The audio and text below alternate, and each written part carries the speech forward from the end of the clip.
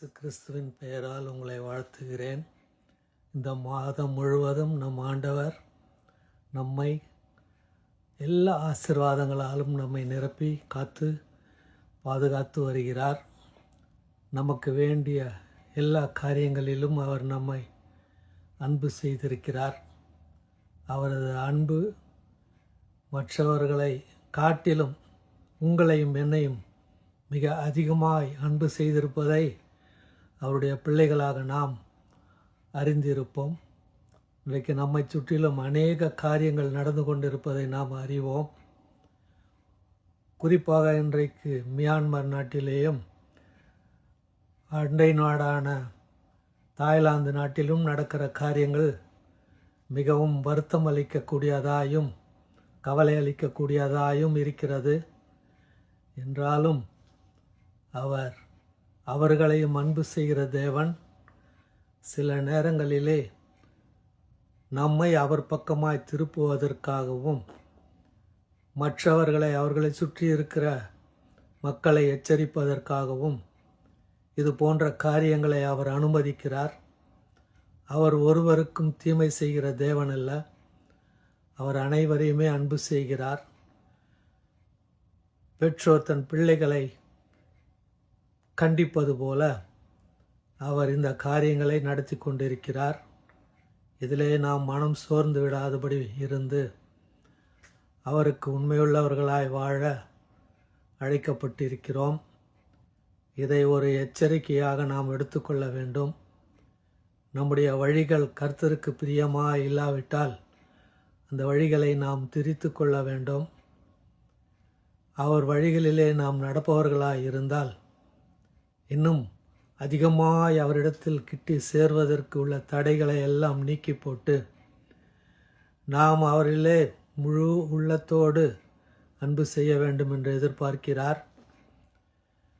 எல்லோருமே தங்களை பரிசுத்தவான்கள் என்றும் கடவுளுடைய பிள்ளைகள் என்றும் சொல்லுவதை நாம் பார்க்கிறோம். என்னையும் கூட அதில் இணைத்துக் கொள்கிறேன். நானும் கூட பல வழிகளில் இன்னும் அவருக்காய் முழுமையாய் பயன்பட வேண்டுமாய் ஜெபிக்கிறேன். ஆகவே நம்முடைய பாவங்களை நிமித்தமோ குற்றங்களை நிமித்தமோ அவர் நம்மை தண்டிப்பதில்லை.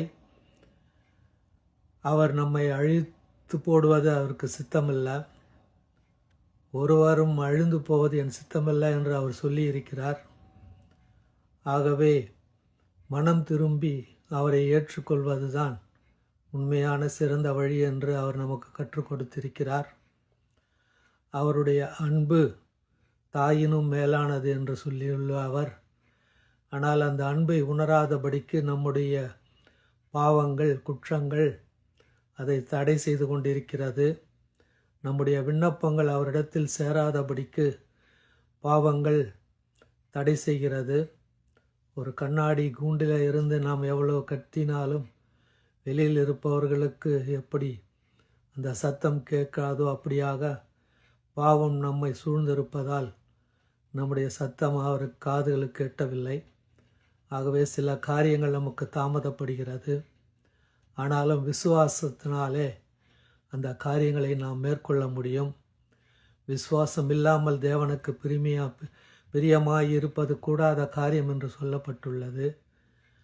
ஆகவே நாம் விசுவாசத்தை கைவிடாது அவருடைய ரட்சிப்பை பெற்றுக்கொள்வோம். அவருடைய ரட்சிப்பு ஏற்கனவே வழங்கப்பட்டு விட்டது.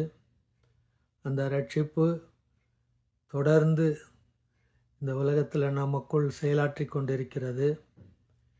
அவர் இரத்தத்தினாலே நாம் கழுவப்பட்டிருக்கிறோம். ஆகவே நாம் சோர்ந்து விடாதபடிக்கு நான் மீட்கப்பட்டவன், இயேசுவின் இரத்தத்தினாலே கழுவப்பட்டவன் என்று சொன்னபடியாக நாம் நம் வாழ்வை தொடருவோம். இந்த உலகத்தில் வர எல்லா சோதனையை உதறி தள்ளிவிட்டு அந்த பந்தயத்திலே நாம் ஓடுவோம். நமது வெற்றி இலக்கு இன்னும் வெகு தொலைவில் இல்லை, ஆனால் வெகு சீக்கிரமே அந்த இலக்கை நாம் அடைவோம். நமக்குரிய கிரீடத்தை பெற்றுக்கொள்வோம். ஆகவே தொடர்ந்து ஓடுவோம். ஆண்டவர் தாமே இந்த செய்தியை உங்களுக்கு கொடுத்திருக்கிறார். இந்த மார்ச் மாதம் முழுவதும் செய்த நன்மைகளுக்கு இந்த நேரத்திலே நன்றி சொல்கிறேன். உங்கள் சார்பாகவும் நான் நன்றி சொல்கிறேன். உங்கள் சார்பாக என் வேண்டுதலை ஏறெடுக்கிறேன். என் தேவைகளோடு உங்கள் தேவைகளையும் சந்திக்கும்படியாய் ஜெபிக்கிறேன். ஆண்டவர் நம் அனைவரையும் ஆசீர்வதிப்பாராக. ஆமேன், ஆமேன், ஆமேன்.